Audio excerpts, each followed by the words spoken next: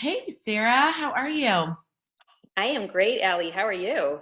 Good, good. Thank you so much for being here and just letting this conversation unfold. You guys, I'm so excited to have Dr. Sara Roth, who is a therapist and has her PhD. And she's going to just kind of dive into what she does and how she supports women and people in general, of course. But like, we've had some great conversations. We met at a women's networking group meeting and just kind of hit it off on the things that we're really passionate about as far as helping women to take care of themselves and just kind of evolving in their life. And so today I'm just excited to kind of dive in about how self-care and therapy and wellness are all really related, and hopefully just give some good insight on what you do and how you help women. So I'm excited to be here. Okay, thank you. And thank you for inviting me. It's always so fun to talk to someone like Allie because we really do have so many overlapping areas of interest and passion, truly. So just to introduce myself a little bit, so I have a PhD in marriage and family therapy and counseling. I am an independent marriage and family therapist with a supervision designation and a licensed professional counselor. I know that sounds like a mouthful. My kids are always making fun of all the ABCs after my name. They're like, "Are you done yet?" So I'm a therapist in private practice in Beechwood, Ohio. And I love my work because I truly get to see people make choices to change for the better. And I believe that everyone could, you know, reach a higher level of functioning and a higher level of empowerment and just making better choices in their life.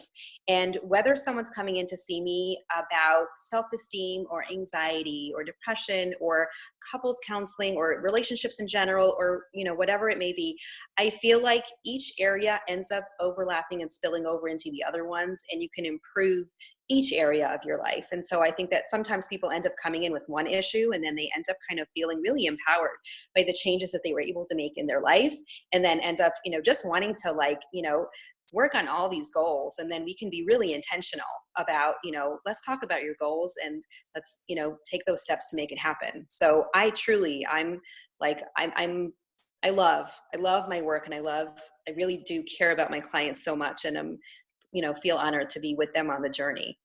That is amazing. And yeah, that is like so what I felt from you when we met. And so I know we immediately were chatting for an hour about like mindset and how important it is, especially when you're learning or like unlearning to take care of yourself in a way that is going to serve you best for moving forward. I know so much of the time, women, myself included, are unlearning things that we've either self-taught, been taught, picked up along the way from all different media, friends, so just everywhere, the world in general, culture. And so that is something that's so huge, I think, is like you touched on, is the mindset and like what you need to then take care of one little spot in your life that can then blossom. So I love that. I think it's so aligned and it's so important for people to notice. And I think, one thing I notice about just our culture in general is we tend to like push away or stay away from therapy. It has like a stigma to it. And, so I'd love for you to touch on that, just how to dip your toe in if you are thinking like maybe I should, or how do you know the difference between like, this is kind of a normal struggle, like here I am, I'm trying to do these things, I'm trying to take better care of myself, or I'm trying to move forward in a specific area. And when is that like threshold of like, I should reach out and get a little assistance in that? And so I'd love for you to give some, suggestions or ideas or guidance on that. Absolutely. So, of course, yes, there still is a stigma for mental health out there in the world today, certainly much less than it was. And, of course, some of my best clients end up sending me referrals, to their friends and colleagues, et cetera. And so that's, of course, wonderful when they're able to share and be open and honest about that and share their successes and be able to say, hey, maybe this would be good for you too. So, you know the the idea about when someone's struggling with something, when they end up choosing to get help. So it's kind of interesting where let's say, for example, in couples counseling, there's some statistics that talk about that if someone has done any kind of premarital work, and premarital counseling doesn't necessarily mean that you're going in with, oh, we already have problems. It could also be about a curriculum, about let's get on the same page about things. And let's, that's one thing that I actually love doing is it's about, two people who are wanting to build a life together, and let's get on the same page. Let's learn some skills. So we're talking communication skills and conflict resolution skills, and how do we, connect when things are tough, and how do we, deeply understand each other, because there's so many different levels of, relationships, et cetera.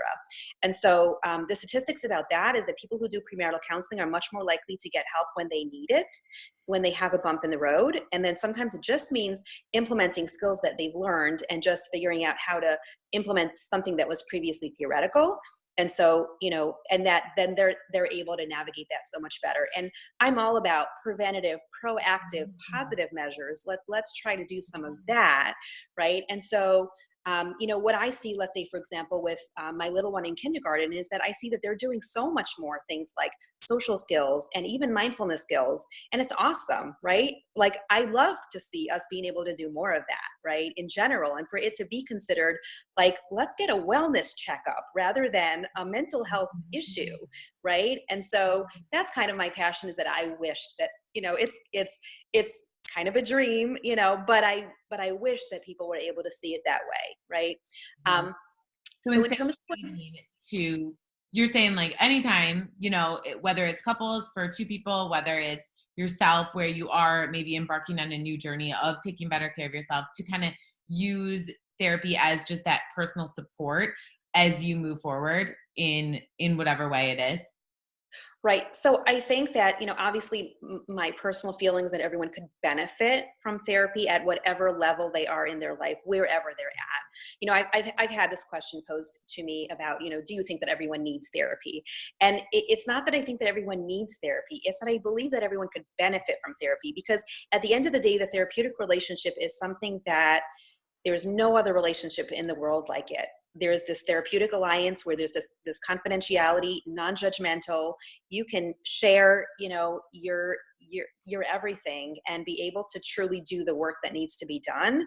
Obviously, that takes time to really be able to trust and find the right therapist, of course.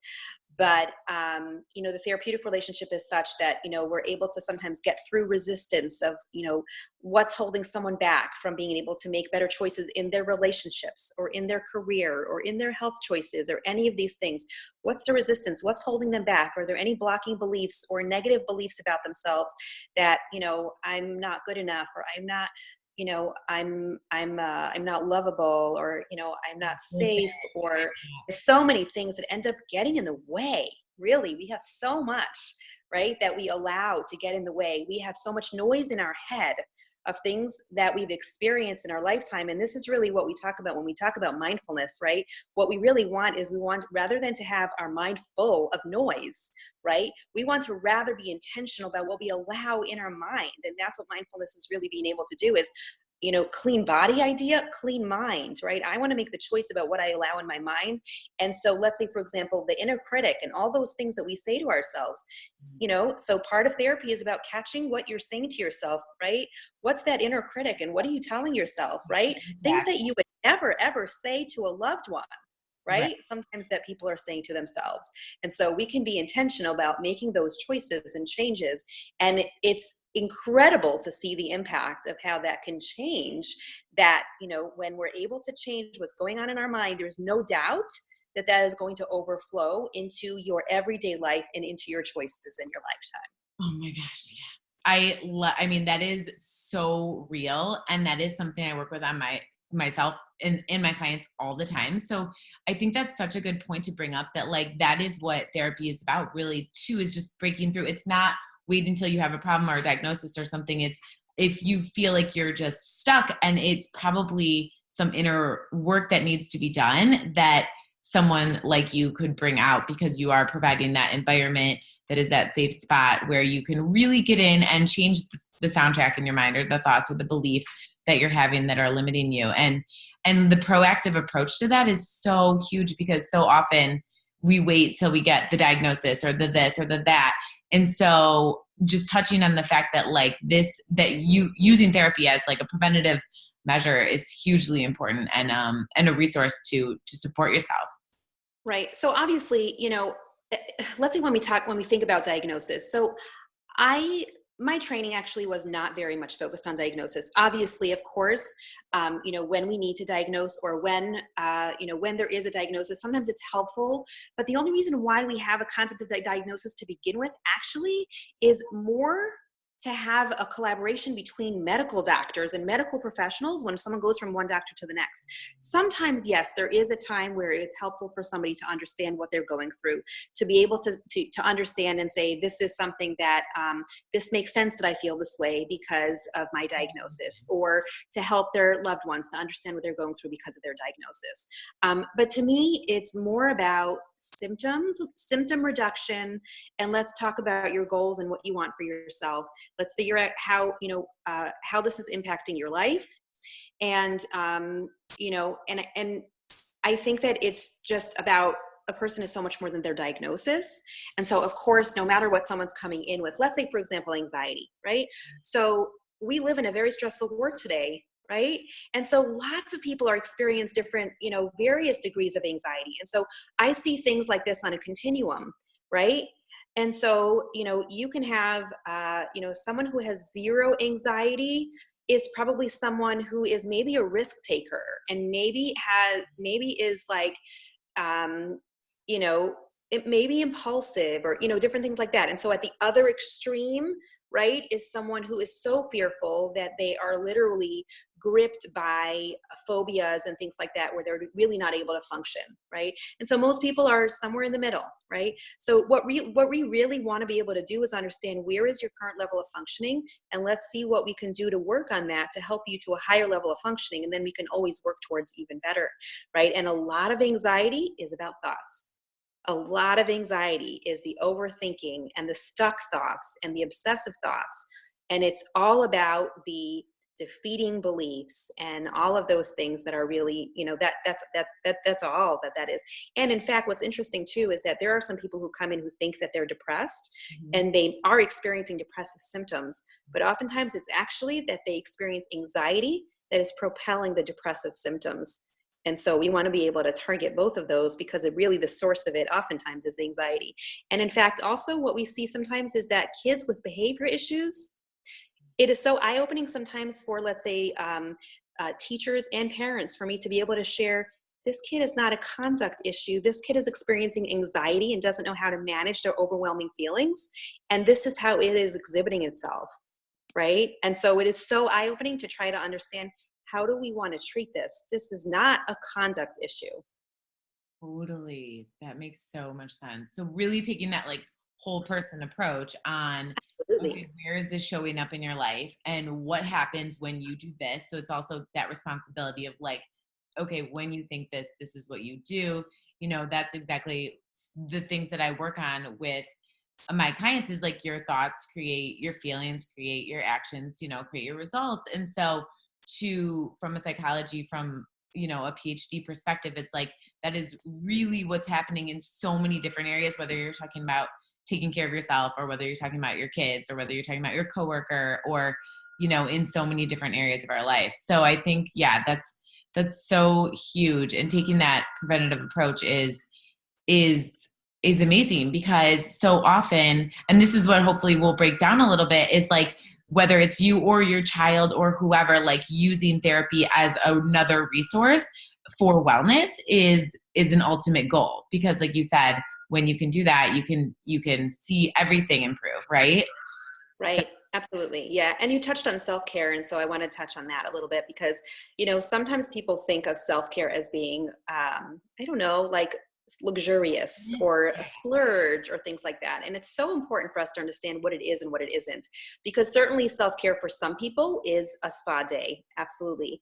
The thing is, though, is that I see self-care as the flip side of coping skills. And so, when we're talking about, let's say, a mom who's depleted, right?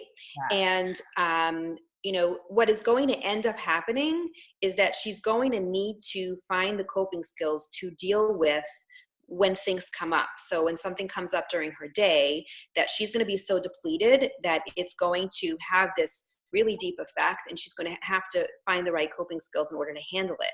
I find that self-care is simply the preventative, proactive of coping skills in order so that it's kind of like, let's say her bucket type of idea, right? That self-care is filling her bucket, right? For herself, and saying, I'm worth it, and this is necessary. And for some people, let's say, especially the martyr type of moms, that sometimes it's about needing to tell themselves, I am a better mom when I am taking care of myself, right? But for whatever reason it is, right, being able to understand that self-care is simply the preventative, proactive measures so that when something happens, your bucket does not feel completely depleted, and it is simply a little withdrawal that you can still replenish, right? And so, otherwise, if you think about it, right, I mean, self-care is, I need to get enough sleep and Yeah. I need to eat well, right? And the reality is that when we're not doing the basic functioning of, just even that, sleeping and eating, there's no doubt about it that our daily functioning is going to suffer, and the people around us will feel it. There's no doubt. I mean, you want to talk about the same things that you see in a toddler who has a tantrum, right? That you think to, okay, what is it they're missing? What is it that they need? Adults are the same, just slightly different symptoms, That's right? fair. Yeah, I love that. No, I mean, you are summing up what I feel and what I know so many of my clients feel, because it's like, if you did get to that yoga class, or you did get some good sleep, or you did go for a run and the cereal bowl goes flying across the kitchen, you're like, okay, we can clean that up. And if you Yep. didn't, you're like, wow. So Yes. yes, Absolutely. thank you. Absolutely. That you just are able to have that extra dose of patience when you are taken care of, right? The same thing actually with relationships is that, let's say when couples are feeling disconnected, Uh-huh. that when something happens, that also it ends up being a really big blow. But when they're feeling connected, there's no doubt about it. When a couple's feeling connected and feeling understood and loved and cherished and respected and all those great things, right? There's no doubt that they will end up being able to have the extra dose of patience with their kids, as well as to go the extra mile at work and be more productive. Like, there's no doubt about it that completely impacts people. That is so true. And maybe we should start a mission called Fill Your Own Bucket, because, Yes. the kids come home and they're always talking about filling everyone else's bucket, which is great and a skill we want to teach. But I think Fill Your Own Bucket could be a new mission for us, because honestly, that is really what needs to happen when you're a busy woman. No one's going to fill your bucket in a way that you need it filled with when you fill it yourself. So Yeah. I love Yeah. that. And like you said, your relationship with your kids, your relationship with your husband, your relationship with your coworkers, your relationship with the random person at the grocery store who like cut you in line, like everybody is affected by how full your bucket is, right? Yeah, absolutely. And when someone is dealing with something, that's perhaps a constant, think about that their baseline is already going to be higher. They're waking up with already their baseline being higher if they're dealing with, let's say, situation in their marriage or in their workplace, different stressors, or even chronic illness, or, anything like that, and so just to realize that they're gonna need more. They're gonna have to realize, look for ways to replenish. I mean, there's so many of these analogies, the battery or the cup or whatever it is, right? Whatever you But need to I mean, this is simply a reality, right? Is that we just can't function like that. And many women over the years have kind of thought of themselves as just being givers. And of course, that's such a value, and we want to still do that. And at the same time, to feel like we are balancing, right? And that we are not being martyrs, and that there's no doubt about it that, there's going to be difficult feelings of resentment or, things like that. And, if we're not dealing with some of those feelings, then you end up just being passive aggressive, and that spills over in different ways too. Absolutely. I think that is so true. It's like, if you're upfront about owning what you need, and you can kind of figure out what that is, and you can communicate that to your kids, to your husband, to your work, to whoever needs to know, this is what I need, instead of, like you said, just taking it and then being passive aggressive, which is, a thing of the past, or it should be, it needs to be, right? But it was way more widespread, I think, years ago where women weren't allowed to take time for themselves or, I mean, energy for themselves, you know? So Yeah, absolutely. but Really. I really do see people today, though, that they really think of self-care as being a luxury. And it's just simply not the case. It really No. is functioning. It really is. And I guess like I'm trying to figure out like how to get that message across in a way that really feels like, this is a necessity. It's not a luxury. So true. Speaking from a woman who has how many kids? 5 kids. 5 kids and her own business and career and PhD. And so to understand that you're not just preaching that, you are living it, you're practicing it, you're working on it. I mean, it's not like it comes, I know with myself, you know, it's like it's a constant thing that I am working on. And so, I mean, so I think that's important to understand, like you are walking the walk and living it and going through, you know, making your own choices and priorities. And I'm sure dealing with your own feelings about taking time for yourself to sleep and Absolutely. well. And yeah. Absolutely. Absolutely. I think that we are all a work in progress. And I believe that I, certainly try to implement so much of what I do with my clients.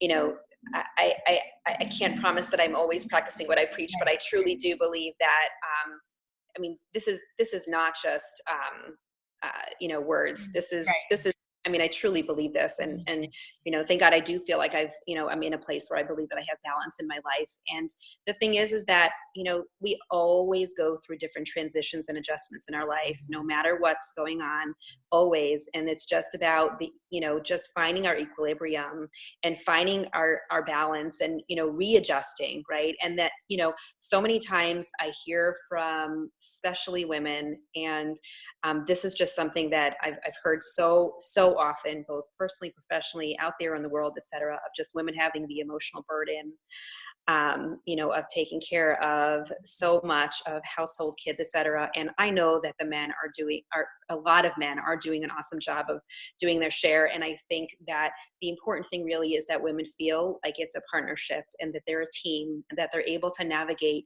every adjustment, whether it is a new baby or a new move or a new career or whatever it is, that there is a conversation that's able to be had to kind of realign. And just figuring that out, I think, is so important, that oftentimes I do see that many women either don't want to feel needy, Right. or they think that their spouse can't handle it, or whatever it is that ends up happening. And it just doesn't work. It really doesn't. There's just women who are thinking that they need to be superwoman, and and take on it all. And of course, that's a great feeling when we accomplish things, and when we do, and when we feel like we are strong, independent women. We can do.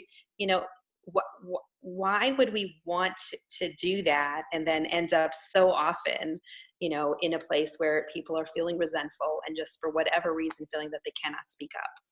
No, it's so validating to hear that, because I think you're right. And it's like when someone does have thoughts about that, they might not know what to do with them. And so to just hear you say that out loud, and hopefully for anyone that really resonates with, to know that like that you don't need to just keep taking it on. And so there's so many great resources that can be there to support you, and just like whatever you need to gather the strength to be able to communicate what you actually do need is huge. And that's another I think gift that you are able to give people, is that validation, but then also like taking the feelings and helping them to like do something with them, do something to like make forward motion. So so that's amazing. And I do want to touch on, or I want you to touch on, I know when we had breakfast, we were talking about trauma, and that's something that I think is just not, I just would love for you to touch on your training in that, and where you see that, if it applies to anyone, or a lot of times I find that these resources are so great for a friend that, you're learning from watching this video, or you're learning and you think like, oh, my sister could actually really benefit from knowing this, or it might not be you, but it's just like kind of spreading that word about what you do with trauma, how you're trained to help people move through it, that kind of explanation. Sure, sure. Okay. So the interesting thing is that I was never previously trained as a, trauma therapist, and I never put on any of my specialties as being, working with trauma. What I ended up finding when I was working with individuals and couples and families is that so many people have experienced some kind of trauma, whether small T trauma, big T trauma, and sometimes people don't realize that some of the stuff that they've experienced, which might not have been sexual abuse, might not have been, domestic violence, or witnessing something specifically that we can, automatically see it as trauma. But so many times there have been experiences in their lifetime where, let's say childhood neglect, which we actually know to be very high on the level of, of what kids experience in terms of how they internalize that, and that ends up being a huge impact and is certainly along the lines of trauma. And so, we don't have to label everything as trauma. It's not about that. It's just that so many people who are coming into my office ended up, I felt struck with the idea that I need more tools to be able to help them. And so I did a training called EMDR. A lot of the training, a lot of the modalities that I use a lot of CBT and DBT, which is cognitive behavioral therapy and dialectical behavioral therapy. And EMDR is something that I decided to do because it is specifically trauma informed, and it is a trauma modality. It is also very helpful with anxiety, depression, lots of other things. And it specifically targets when people have negative cognitions that have become patterns in their life. And obviously we work with specific traumas, if it's single incident trauma or, long-term developmental trauma or different things like that.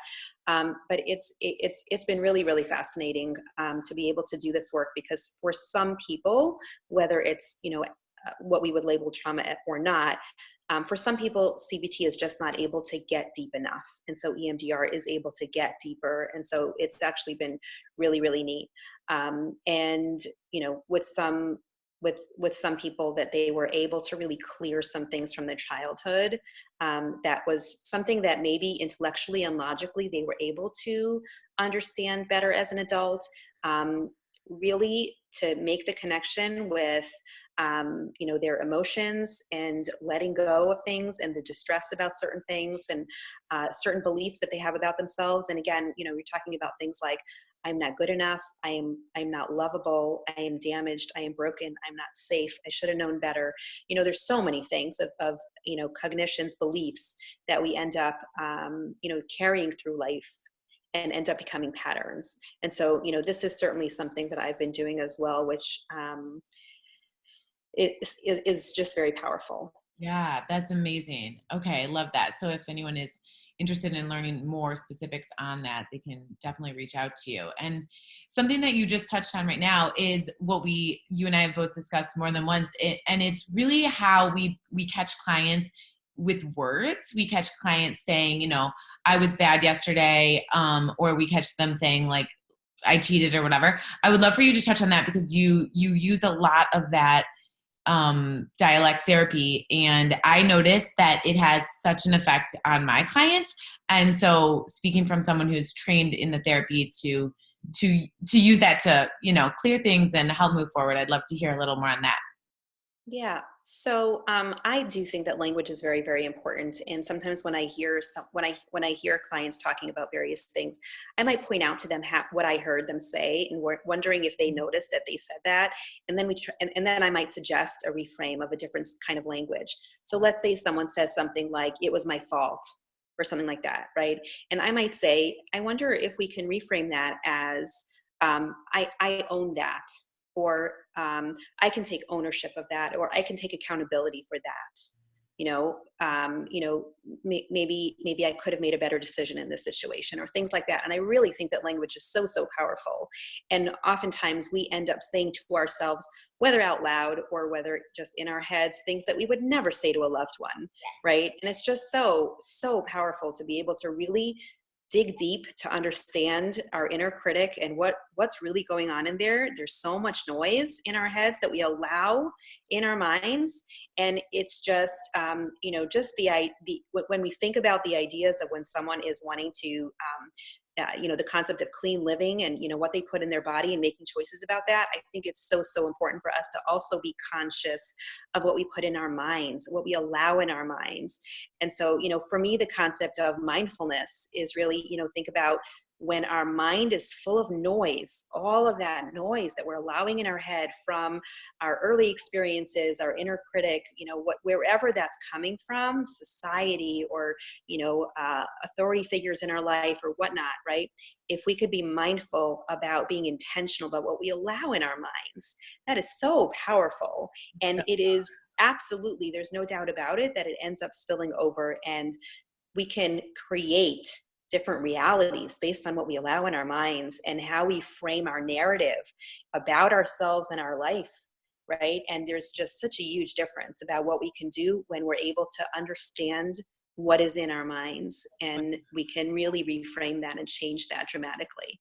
Absolutely. And I think too, just giving people the hope that like, that is changeable, like you can change that. If you are noticing that, that is something that can be changed. You're not alone on that. That's everyone. Everyone has the voice in their head. And so you can be empowered enough, like you can be empowered to take control of that, to quiet it, and then also to actually change it. So it's saying something else to you that is going to benefit you, not hurt you subconsciously. Right.